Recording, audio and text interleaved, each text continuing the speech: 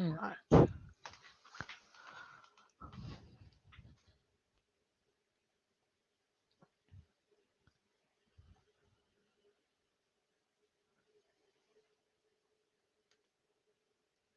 Test. Test, test, test. All right, perfect.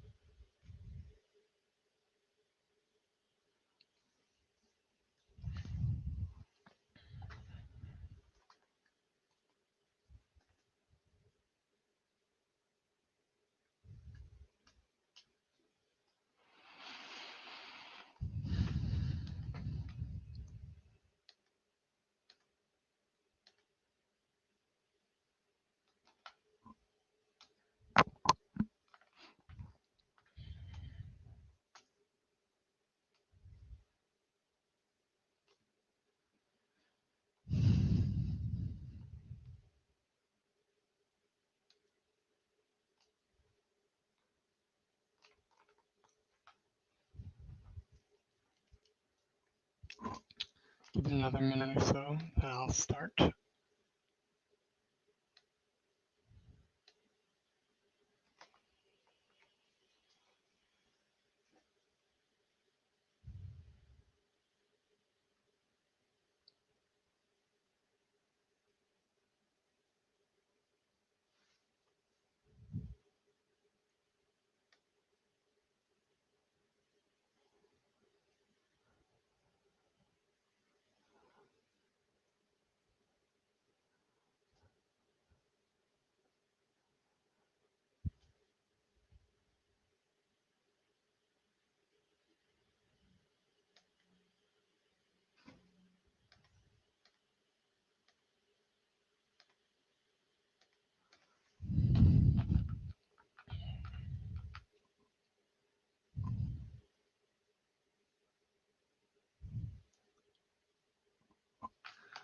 Give folks a few minutes to join.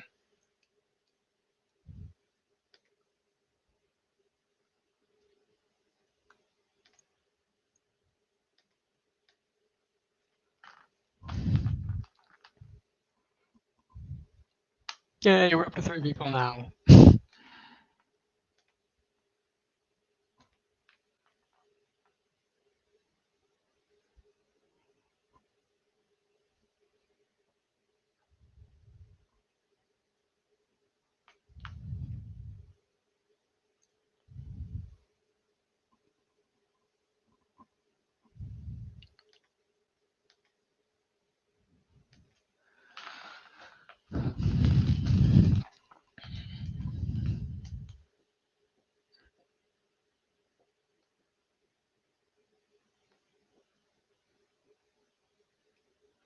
Give it a few more minutes, I'll get started.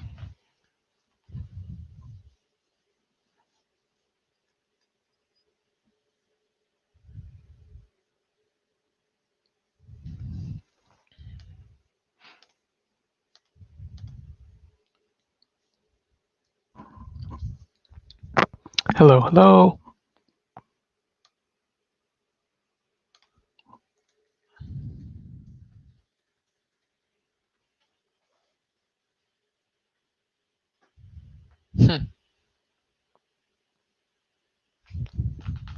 Good to hear, Brian.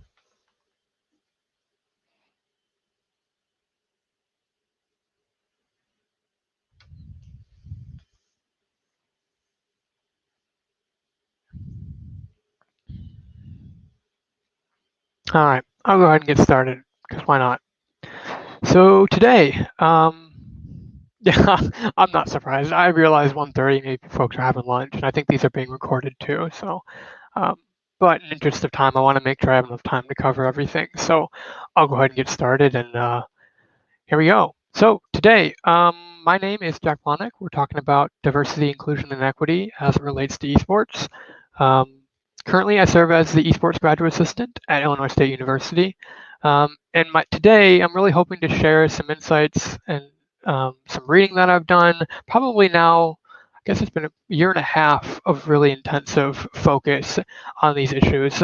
Would have been spring of last year around the shootings of George Floyd, and I really started thinking to myself, okay, how can we do better? The summer previously, there was a lot of, discussion around sexual assault as it relates to the kind of esports and gaming world, and there were serious allegations that had come out, and really just felt like something needed to be done, and I wanted to educate myself to learn more about it, and was uncomfortable doing nothing. So um, the past few months, well, I guess I can say years now, I've really spent time understanding these issues, and hopefully today you'll hear some tangible things that you can take back with you to impact your programs, whether you're high school, collegiate, or otherwise. My hope is that some of these items you'll be able to take away and impact you no matter where you work at. Thanks to the IHSEA for accepting my proposal. Super happy to be here. Shout out to Illinois State. Without them, I would not be doing what I'm doing today. And here we go. So today, going to be looking at esports through an equity-minded lens. We'll go through kind of what I mean by that later on. And like I mentioned, propose strategies to infuse diversity, inclusion, and equity into esports. One of my pet peeves when attending talks like these is not hearing action items or things that you can actually take with you into the practice. I call it fluff. Everyone's talking about a lot of cool ideas, but often you don't get to hear specifics that you can take back with you. So it's my hope that today you'll get some of those specifics and you'll be able to take them with you and bring them back into your program areas. Again, no matter where you're at, whether it's collegiate, um, high school, even middle school programs, hopefully you'll get to hear some things that might spark some ideas for you. Some considerations before we kind of really dive into the content. This, again, can be applied to all areas of scholastic esports. I'm focusing on it in the context of esports. I'll define that later on. And then realizing that this work, for me, I call it relentless, not in the negative connotation, but that it really requires an ongoing and never-ending focus and dedication to this area. It's one of those things, kind of like esports, that always changes, and keeping your finger on the trigger and pulse really of what's going on in this space. I mean, we saw what happened with Activision Blizzard yesterday. Things like that. That there are always developments in this area, and it's important to stay on top of those so you can better serve your students. So here we go. Understanding equity. Thought it'd be helpful to define equity. When I'm speaking about equity, I'm talking about it in terms of fairness. Um, and there's a distinction between equity and equality, right? Equality refers to sameness, whereas equity refers to fairness. And this is important to think about, at least for me. We think about virtual settings, right? We're coming out of a pandemic now, maybe going back. I know today we just had some mask mandates here over at Illinois State. So who knows where we're going now, but particularly in virtual settings, that's super important. But even not, specifically when we start talking about equipment, which we'll get into a bit later, having equity, a level playing field, if you will, is super important as we're engaging students. And we'll get to see how those discrepancies can greatly impact our ability to play. So I have this next slide on here. What is esports? It feels kind of funny having this here, but for our purposes here, when I use it, I'm talking about competitive video games. There is a distinction between esports and gaming. For me, esports is just this, competitive video games, where gaming is a bit more holistic view. I often refer to it as nerd culture. It can really be anything that folks engage with in a social capacity. Maybe they're playing Super Smash Bros. Maybe they're watching anime together. I kind of put it under this umbrella term of gaming and nerd culture, where when you talk about esports, it's kind of your traditional athletic route of competition focus. All right, so let's talk about some problems as it relates to DEI in esports. And this next bit will primarily impact collegiate, but for me, would certainly impact high schoolers. So hopefully you might find this valuable. As many of you might know, there is no governing body for collegiate esports, which has severe impacts both for collegiate and folks looking to get into collegiate like high schools. Um, Oftentimes you'll see content trapped behind a paywall. Everyone's going about it differently.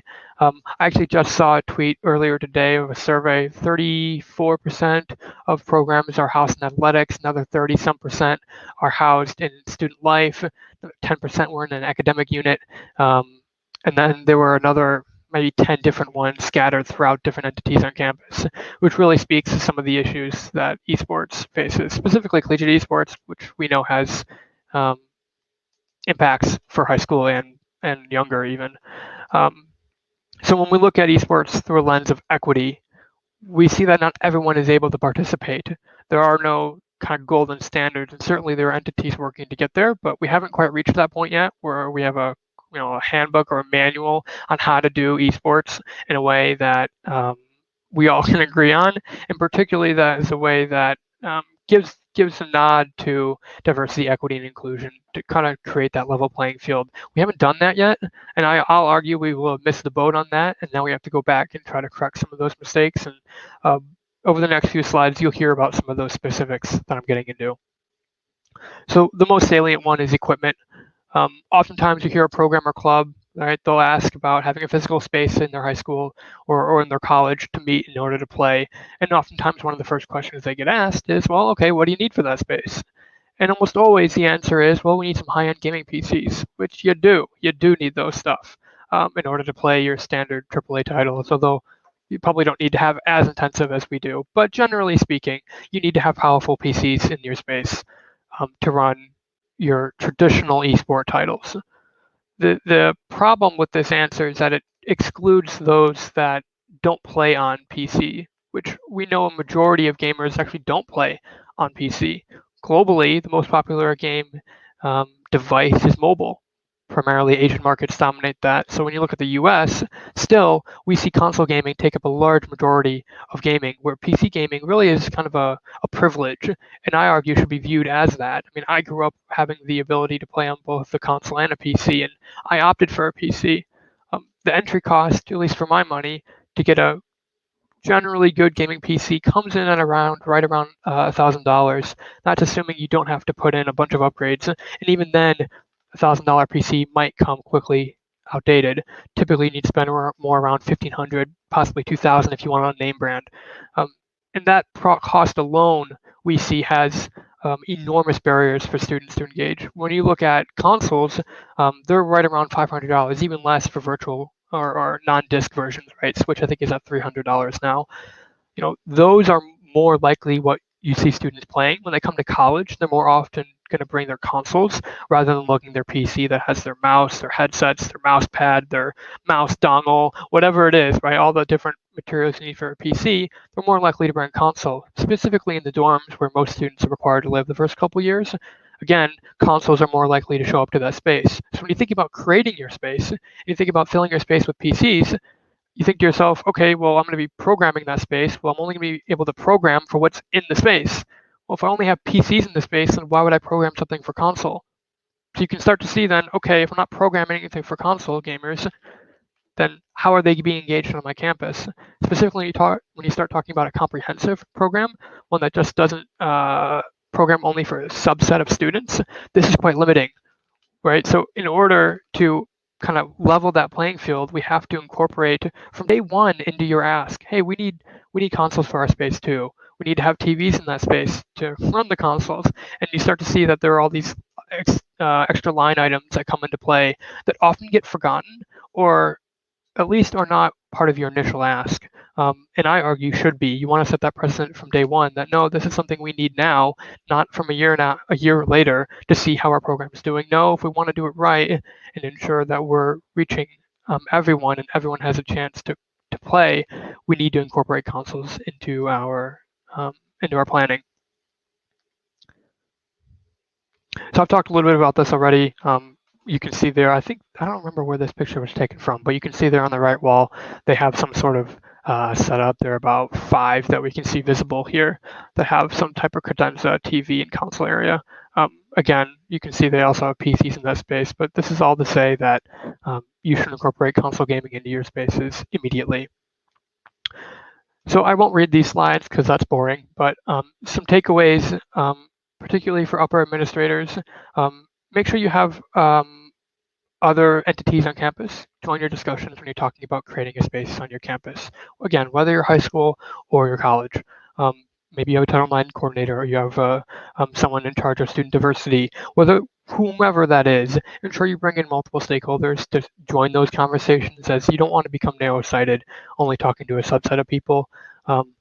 Another big highlight on this slide is employing a pay-to-play policy. Highly discourage that. I think there are other ways, even ways you can hide it, like in a student fee, which sounds deceptive in and of itself, which it is, but that is all to say that requiring students to pay money at the door is a very easy way to not get them in your door at all. So while esports programs, specifically at the collegiate level, we want to be revenue generating, this is not the way to make it revenue generating. There are other ways to get revenue, and I argue this, if you did employ this way, that would severely impact your ability to reach a diverse set of students. If you're a program director, certainly do everything, and you should be aware of what upper administrators are thinking about. That's part of the reason why I included them here, because you should know what those things are too, even if you're not the direct decision maker. But as a program director of, again, either of a club or of a college, reach out to different campus partners and ask them, how would you use this space? What am I forgetting in this space? What sort of needs would you have if you were to use this space or want to rent it out or have a meeting in here? Maybe there's a certain academic consideration you hadn't thought of, like a smart board, for example. Maybe that would be a good thing to have in your space. So bringing in multiple stakeholders that aren't just your kind of typical gamer population to tour your space will ensure that you're reaching more people on your campus, and ultimately will make your space more inclusive. And then if you're a club leader, certainly when you're planning events and thinking about what type of offerings you're going to have, you are the boots on the ground. You are the ones interacting with students on a daily basis. So as you go about thinking about programming and offering events and different competitions, keep in mind some of the equipment concerns we talked about, and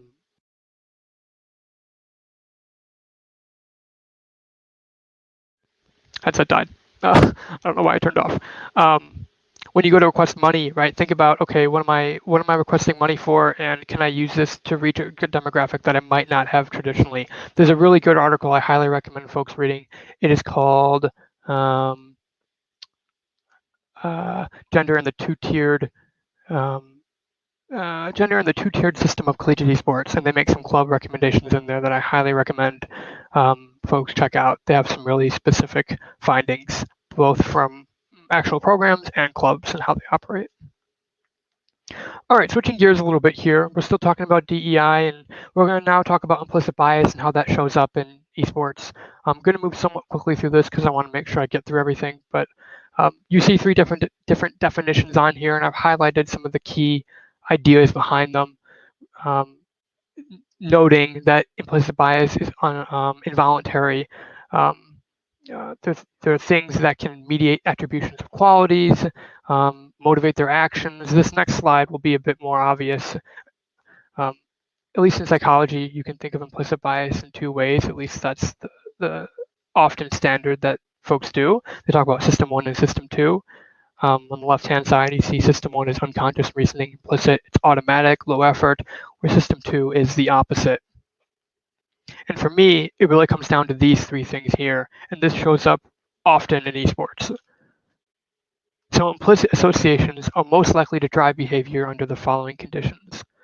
Situations that involve ambiguous or incomplete information. Okay. Circumstances in which time is constrained. That's a big one, specifically in esports. And times when cognitive control is compromised. This could be stress or insufficient sleep. So let me give you an example. Let's say I'm playing Overwatch, and my team and I just barely wipe out the enemy team. And I might say, let's go, boys. And what I might not realize is that phrase, let's go, boys, can actually be quite limiting, especially when one of your teammates is someone who identifies as a woman. So, but of course, being that you're in the middle of the match and the next round starts really quickly, right? You kind of have less of a time to formulate a reaction, which sounds kind of weird. We don't formulate a reaction, you just react. That's in the name, you react to something, right? And that's kind of the point.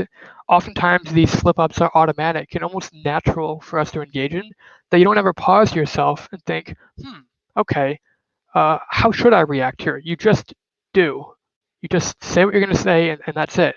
And that is what we're talking about when we talk about unconscious bias and implicit bias. It's not something that's at the forefront of your mind, that it's something that's automatic and very reactionary for you, and almost ingrained in our culture and how we speak. But these slip ups, the words we use can have impacts for folks that are marginalized on your team. And it's important to note that when talking with your players, specifically when they're playing in a public space, having a language policy, not only as it relates to profanity, but also how you show up in that space and how you interact with each other might be different than how you interact online with your friends. Arguably, maybe shouldn't be, but most likely is. So related to this, talking about toxicity, toxicity in gaming is very relevant. When I'm talking about toxicity, I'm talking about typically negative behaviors, they're unwanted, and they have some sort of negative outcome. Tilting, although related to toxicity, is not the same. Tilt kind of refers to the cyclical nature of negativity, which feeds into toxicity and can result in having a bad game. It can often have a snowball effect. League of Legends defines tilt as this: a situation where a player experiences emotional turmoil, which leads to detrimental effects on the gameplay. So tilting, I would argue, can also be subconscious. You might not realize or be immediately aware that that's happening for you. So oftentimes players will blame others for the state of the game and in turn can be blinded by their own toxicity and tilt and mistake their actions as a result of others. So this is all to say what we tell our players is you get to respond. You get to choose how to respond and how to react to that. Make it a conscious choice. Make it something that you are intentionally thinking about. And if you find yourself getting frustrated, there are ways to mitigate those. For example, there was a recent study that just came out that recommended 6-minute break every hour to go walk around, get some sort of physical exercise, and improve their overall gameplay, rather than staying sedentary. That 6 minutes you go get up and walk around. You can take some deep breaths, drink some water, and kind of clear your mind and mentally reset before you dive into the action again. Oftentimes, just stepping away from your computer can have really significant impacts on your mental health, particularly when you're in a high pressure, high intensity situation, which oftentimes competition will yield. So I won't get into too much of this. The article that's linked there, really recommend reading it. There are a variety of different ways to deal with it, and what people do when they find themselves being toxic. I'll go through a couple of them now. So acceptance and avoidance, or passive acceptance and avoidance. And this one I would not necessarily recommend, as it can have lasting negative effects, but some people claim to kind of gotten hardened to bad behavior, right? So when they see a toxic environment or they're in a toxic environment, they become hardened to it, meaning it doesn't affect them. They've, in a sense, this next point, rationalized it. They've accepted it as that someone's having either maybe a bad day or they give an excuse for why the negative behavior is allowed and warranted in that time. You might see them retreat. Maybe they literally pull themselves away from the situation. There are developer tools also at play here to deal with toxicity. Some people use the reporting system to navigate those. Often those tools aren't a surefire way to deal with them. At least most mechanisms today haven't been dealt with. So this article linked here goes into a bit more detail. Really, that is all to say that using something like a developer tool can serve as like a band-aid solution, which really doesn't get at the crux of the problem and can continually have a snowball effect when you find yourself tilting or wanting to have a toxic outburst. This is kind of talking about normalizing toxicity, right? It can be seen as, oh, I'm just trolling, or folks are being too insensitive, or maybe they just ignore it completely. And the article linked here does a decent job talking about that. So right, gamers who react negatively to trash talk are labeled as being sensitive or overreacting. A common sentiment that is offered up is that right, you're just trolling, and bystanders, right, might have the best intention in the world, and they might say, well, don't feed the troll is often a term that's used. But by not doing anything, you can actually perpetuate the undesired behavior. So inaction can be a catalyst for negative behavior. Um, Particularly in online contexts, we don't get those visual cues that might stop us from engaging in negative or toxic behavior. Now that we're starting to return in person, a lot of communication, or most communication, is nonverbal. And that's one of the benefits of playing in a physical space together. You can now look at your teammates and start to pick up on some of those cues that you know, okay, that might not have been the best way to respond in this situation. And even acknowledging something like, okay, I'm getting really frustrated here. I need to take a break. Even saying that out loud can have really important outcomes for you and your team. So a while back, I Googled eSport pro players, and this was the picture that came up. So what you'll see here is on the third row, you'll see something that says beautiful esports pro female player. Oops. I went too far. I want to make it clear, right, that a lot of these folks you see in this picture are either white or Asian. I presume cisgendered males. That isn't a bad group. Hell, I'm in one of them. But the issues arise when not everyone gets access or opportunity, and we see these markets dominated by the same folks. Then there's almost this assumption that that you lack skill if you're either a woman or you're not a part of this majority. Again, you'll notice that bottom left there, there's this almost sexualization of particularly women. There was a study done out of Indiana University that looked at language used towards female streamers versus male streamers on Twitch. And Twitch, as many of you know, is a platform that allows folks to live stream to the world. And they found that language in female channels was geared towards their physical appearance, their body, relationships, where language in male channels had geared towards the gameplay and strategy. What this is really saying is that there is clear objectification of women in gaming, and they report feelings of stress and anxiety while playing these games. And they might not even reveal their genders simply due to the stigmas that come associated with it.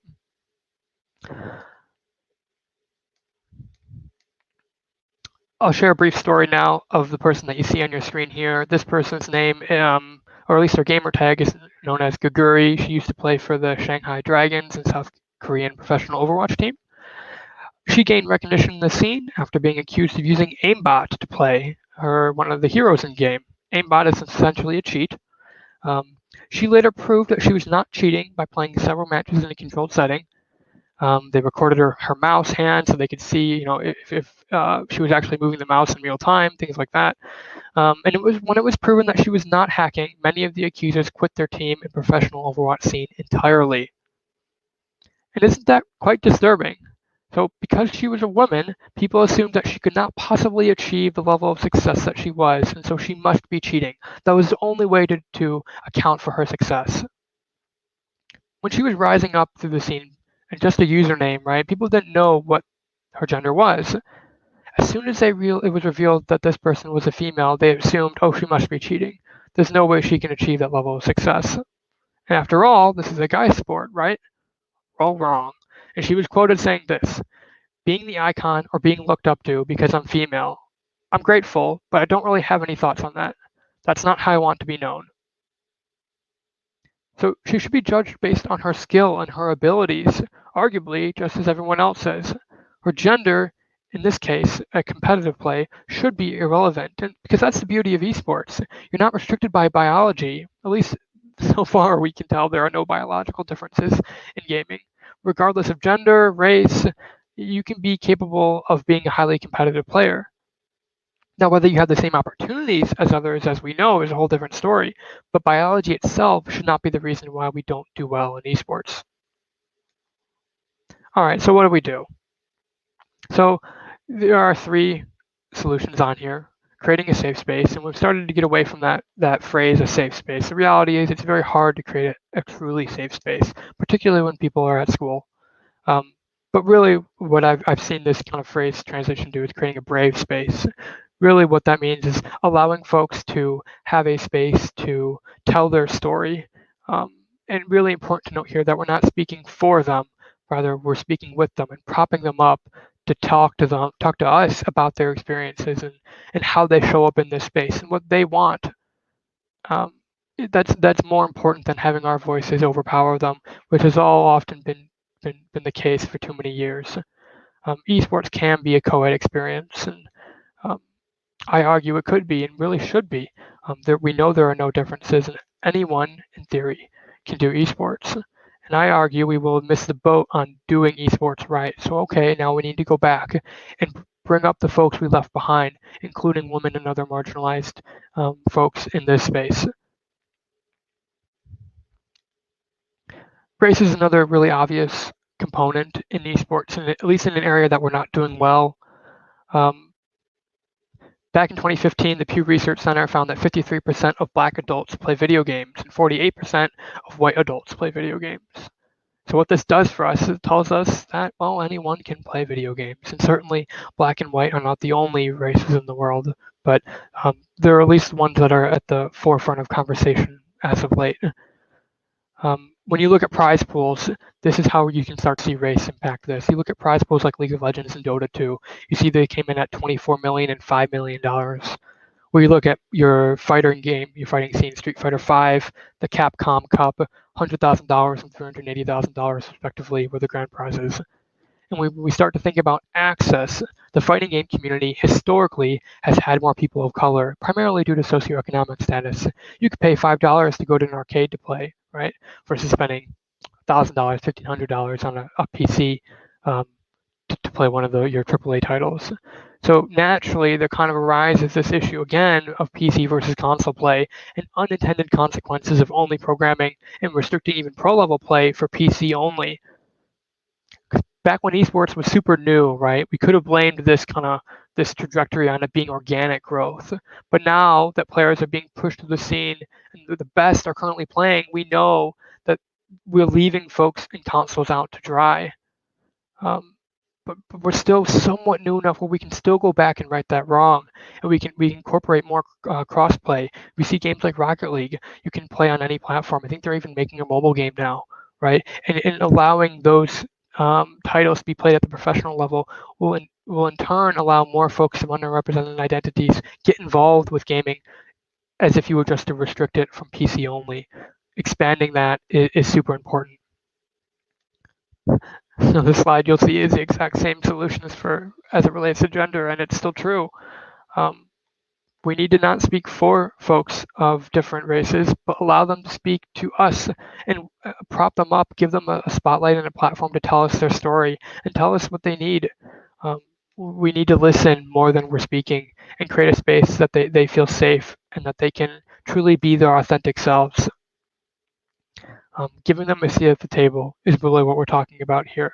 So often do we exclude those. Back when I was talking about equipment and facilities, right? Incorporating different members of your campus or high school community to be your primary consultants on that.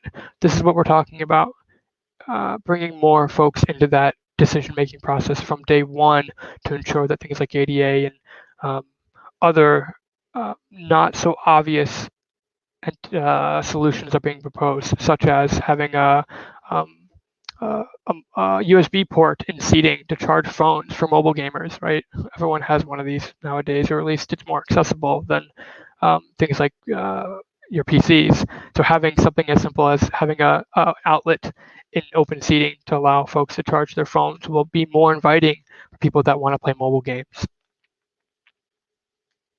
So really what we're talking about here and what I'll end on is this idea of authentic care. No matter where you are, whether you're at college or you're at a high school, this idea of creating a net so tight that no one can fall through is the analogy I like to use here. Those of us that are in this space know that esports is new and has a lot of moving parts to it. You heard the keynote speaker today, at least if you tuned in, you saw that graphic that had a variety of different entities and how you can get involved. And the reality is esports is so much more than just competitive video gaming, which was the definition I used earlier today. It really can be and extend its arms into multiple different entities. And as people that are in charge of creating these programs or leading these programs, it's important that we not only support our programmings and our decision making, um, and being intentional about how we make those decisions, but supporting our students at the very most. Even something as simple as giving them a moment to check in with you and ask them about their day or what homework they're doing, and really serving as a kind of a mentor and someone that they can go to for help that extends well beyond just esports and gaming. One of the benefits of being in esports and gaming is you might see the same kids over more than 1 year, right? Where a traditional teacher might only see the student for 1 year. You might have the privilege of being with the student for multiple years, and developing those relationships from day one, I think, is super important so that they can be someone you go to when they want help. As really, that's all of our jobs being in this space and working with students is being there. Um, this could even be something like calling them on the phone, which I know is a weird thing to say nowadays, um, and checking in with them. If you know someone doesn't show up to practice, right? What could be going on there, particularly for our folks that might feel marginalized in this space? Again, we have a lot of work to do to create spaces that are inclusive of all.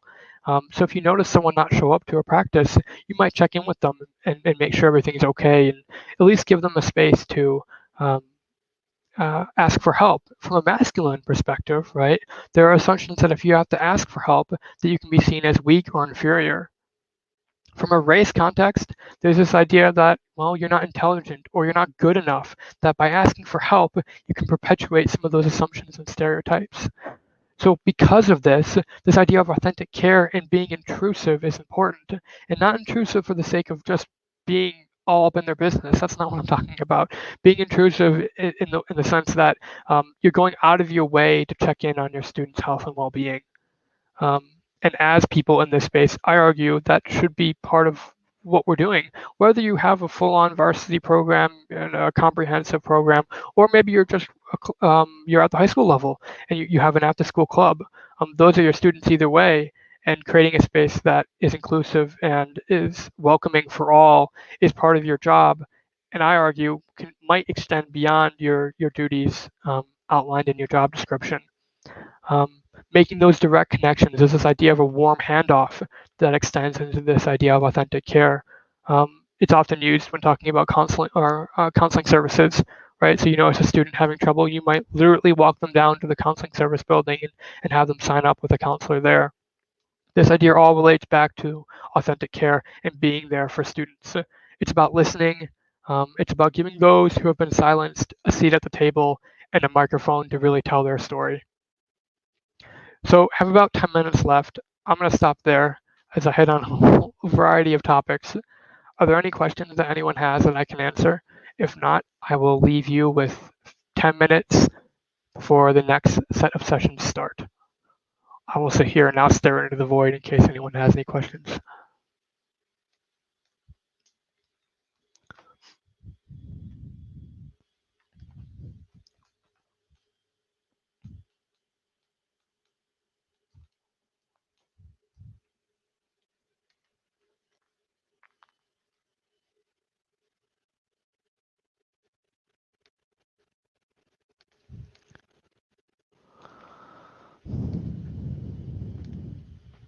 All right, seeing none, enjoy the rest of your day, everyone. Thanks so much for tuning in. I think these are recorded. It looks like they are, so you might be able to view this session after the fact. Thanks so much for being here. Bye-bye.